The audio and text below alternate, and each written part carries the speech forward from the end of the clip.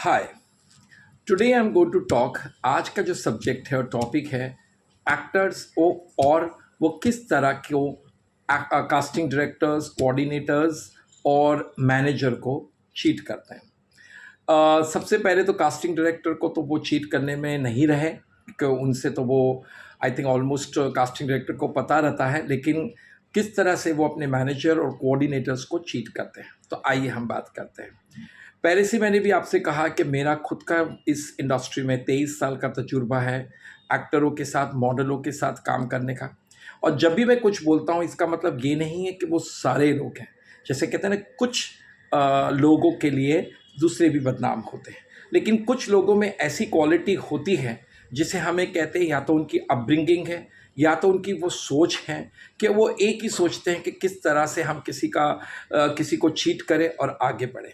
तो सबसे पहले इम्पॉर्टेंट चीज़ है कि आप चीट करके या झूठ बोलकर एक चीज़ से आगे दूसरे पे पहुंच सकते हैं, लेकिन अगर आप लॉन्ग टाइम पे देखेंगे और आप अगर उसे सोचोगे तो मोस्ट ऑफ द टाइम आप लूज़र ही रहते हैं। तो आपको अगर फ्यूचर लूज़र बनना नहीं है और आपको रखना है कि हम पूरी तरह से ईमानदारी से और एक रिस्पेक्ट से और सब कुछ सच बताकर काम करें, तो आपको बहुत ही बेनिफिट अभी भी और फ्यूचर में मिलेगा। आइए एग्जाम्पल देता हूँ। जैसे कुछ एक्टर्स होते हैं, वो मैनेजर अपॉइंट करते हैं और मैनेजर अपॉइंट करके उनसे कहते हैं कि आप हमें काम दिलाइए। फर्स्ट ऑफ ऑल, कोई भी एजेंसी या मैनेजर 99.9% आपको गारंटी काम की नहीं दे सकता, क्योंकि एक मैनेजर का भी क्या काम होता है कि वो आपको प्रमोट करता है, आपके पिक्चर्स भेजता है और फॉलो अप करता है, और जब कोई इंक्वायरी आती है तो फाइंड आउट करता है कि जिसने इंक्वायरी की है जेन्यून है कि क्या है, उसके बाद वो आपको रिवर्ट करता है। तो आजकल जिस तरह से सोशल मीडिया और ये आ गया है, किसी भी एक्टर का नंबर निकालना और या उनके कॉन्टैक्ट निकालना बहुत इजी हो गया है। तो जब आप किसी मैनेजर को अपॉइंट करते हैं, अगर करते हो, तो एक श्योर करना कि do not tell him lies या डोंट चीट हिम।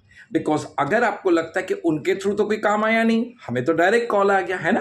अब क्या होता है, फॉर एग्जाम्पल जैसे मैं भी कुछ लोगों के काम हैंडल करता हूँ। अब हमारी एक एजेंसी होती है, वो फोटोग्राफ्स भेजती रहती है कास्टिंग डायरेक्टर को और डायरेक्टर्स को, प्रोडक्शन हाउस को, और एक छोटा सा ईमेल जाता है जहाँ पे हम डिटेल भेजते हैं कि ये एक्टर को हम मैनेज करते हैं या मार्केट करते हैं। उनकी हाइट, उनकी प्रोफाइल, उनकी सारी डिटेल्स हम आजकल दे देते हैं।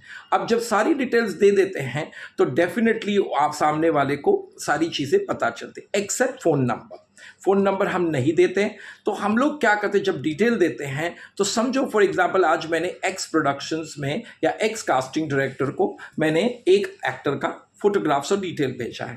हो सकता है कि वो जो हमने भेजा उस वक्त उस कास्टिंग डायरेक्टर के माइंड में आए, ओ ये लड़की, ओ ये लड़का, अरे हम तो जानते हैं, और वो चाहेंगे अवॉइड करने के लिए मैनेजर को, क्योंकि उनको क्या लगता है, बहुत बहुत से जो है वो अवॉइड करना इसलिए चाहते हैं कि वो सोचते हैं कि अगर हम फलाने मैनेजर से काम करेंगे तो बजट ज़्यादा बताएंगे और बहुत सारी चीज़ें, कुछ टर्म्स एंड कंडीशन देंगे। तो सबसे पहले हमारे इंडिया में बहुत प्रॉब्लम्स कभी कभी हो जाती है कि nobody wants to work with the agent, they want to work directly, which is very wrong. एक तो सबसे प्रोफेशनल जो लोग रहते हैं वो हमेशा देखना ज़्यादा करके, अगर आप बोलोगे कि ये मेरा मैनेजर है, तो वो डेफिनेटली उनके थ्रू आगे की जो भी जैसे होती ना उनकी टर्म्स एंड कंडीशंस और ये सारी फॉलो अप और पैसे की बात, वो प्रोडक्शन वाले हमेशा उनकी एजेंसी से करते हैं और सारे डिटेल्स भी एजेंसी को देते हैं। लेकिन कुछ लोग होते हैं, वो क्या करते हैं कि भाई एजेंट को या मैनेजर को नहीं बताना है, तो वो डायरेक्टली एक्टर को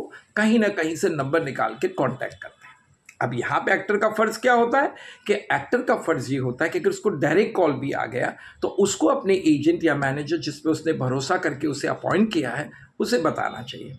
हमेशा उसे कहना चाहिए कि भाई ये मुझे इंक्वायरी आई है और ये लोग हैं और ये फिल्म है या ये वेब सीरीज़ है और या मूवी है, सीरियल जो भी है, सीरियल है, और ये बता रहे हैं ये डेट्स जो मेरे पास अभी तक मुझे लगता है अवेलेबल है, और वो एक ऑडिशन करना चाहते हैं तो मुझे ऑडिशन करके भेजना है, और ये सारी चीज़ें आपको बहुत क्लियरली सब कुछ अपने मैनेजर को बताना है।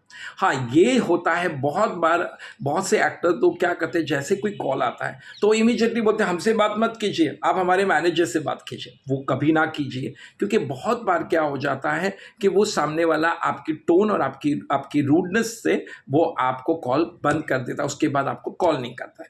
तो यहाँ पर आपको सबसे पहले डिटेल्स ले लेनी है एज एन एक्टर कि क्या प्रोजेक्ट है, किसका है, ये सारा मुझे भी व्हाट्सअप कर दीजिए, ये ईमेल कर दीजिए, ईमेल या व्हाट्सअप, अगर आपके पास मेरा डायरेक्ट नंबर आया है तो आप भेज दीजिए। और ये सेम चीज़ आप मेरे मैनेजर को दे दीजिए, उनको आपको नंबर भेजना है आपके मैनेजर का, सो वो आपको भी भेज देंगे और मैनेजर को भी भेजें। इससे एक एक्टर को भी पता चलेगा कि भाई उसका मैनेजर उससे फॉलो अप कर रहा है या नहीं कर रहा है, और अगर उसके हाथ से काम जा रहा है तो वो पूछ भी सकता है कि क्या हुआ उस चीज़ का, क्यों नहीं मुझे काम मिला, राइट।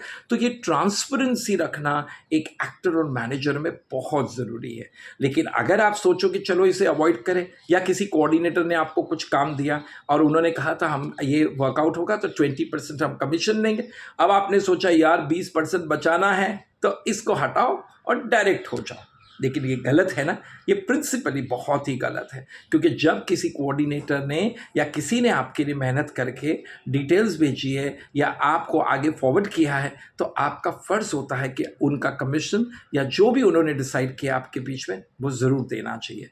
अगर आप सोचते हो कि नहीं इनको अवॉइड कर दूँ और ये 20% कमीशन मैं ही ले लूँ, तो आप अभी तो मिल जाएगा मावा, लेकिन बाद में आपको बहुत पछतावा होगा, क्योंकि जो आपकी आदत पड़ जाएगी फिर वो एक के साथ आप सबके साथ बिहेव करोगे। इसलिए मैंने लास्ट वीडियो में भी कहा था, 1 person goes and talks to 4, 4 talks to 40 and 40 talks to 400. So do you want to be that? नहीं। इससे अच्छा कि अगर आपको कोई कोऑर्डिनेटर ने काम दिया है तो आप उनको फ़र्ज़ जो भी है, अगर पैसे की बात आप नहीं कर रहे हैं और वो कर रहे हैं या डायरेक्ट भी डीलिंग है, तो आपको मेक श्योर करना है कि आपने जो कमिट किया है उस कोऑर्डिनेटर को जो कमीशन वो ज़रूर देना है, और हक से देना है, खुश होकर देना है, और रो धोकर नहीं। क्योंकि जब आपको काम नहीं था तब तो आप रो ही रहे थे ना, अरे यार काम दिला दे, काम नहीं है।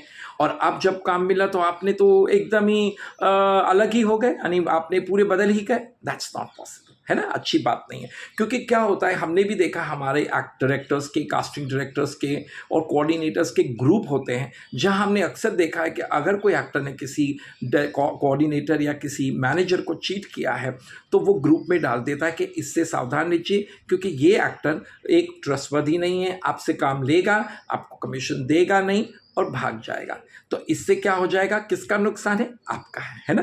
या तो आप मैनेजर ना बनाएं अगर आपको ऐसा लगता है कि नहीं मैं अपने आप ही सब कुछ कर सकता हूं, जो पॉसिबल नहीं है। और अगर आपको लगता है नहीं मुझे किसी कोऑर्डिनेटर के थ्रू काम नहीं करना है, वो भी पॉसिबल नहीं है। आज कॉम्पिटिटिव वर्ल्ड में जो काम लाता है उसे वेलकम कीजिए। आप ये सोचिए कि अगर मुझे 20% देना है और समझो आप 10,000 रुपये पर डे ला रहे हैं, तो उस मैनेजर को या उस कोऑर्डिनेटर को बोलो कि भैया आपका 20% पड़ता है, तो प्लीज़ इसके ऊपर आप ऐसा कीजिए 12,000 बोल दीजिए, जिससे 2,000 वो ले लेगा, फिर भी 10,000 रुपये मिल जाएंगे। है ना दिमाग की बात। इंस्टेड ऑफ सोचे कि सारा मावा मैं खा जाऊँ, सारी मक्खन मैं खा जाऊँ, नॉट पॉसिबल। क्योंकि हर इंसान का काम बांटा हुआ है। अगर इसी तरह से हर एक इंसान वन सोलो कंपनी वाला भी समझो कोई है, वो सोचेगा सब कुछ मैं करूँ, then it is wrong। Company में भी आप देखिए डिफरेंट डिपार्टमेंट में डिफरेंट लोग होते हैं, तो कंपनी में भी काम डिवाइडेड किए जाते हैं। इसी तरह से आपको इंडिविजुअली आप खुद एक प्रेशर ना ले सकें, इसलिए कोऑर्डिनेटर और मैनेजर होना बहुत ही अच्छी बात है। लेकिन आपको बड़ी ट्रांसपेरेंसी होनी है, झूठ नहीं बोलना, क्योंकि आप उनका दिल दुखाएंगे तो कभी आपका बहुत बड़ी तरह से दुखेगा, और फिर जब आप लौट कर जाओगे तो सारे लोग मुंह फिरा देंगे, और फिर आप कोसते फिर वापस से वही रहोगे और वो गाली दोगे कि इंडस्ट्री को और तकदीर को नहीं।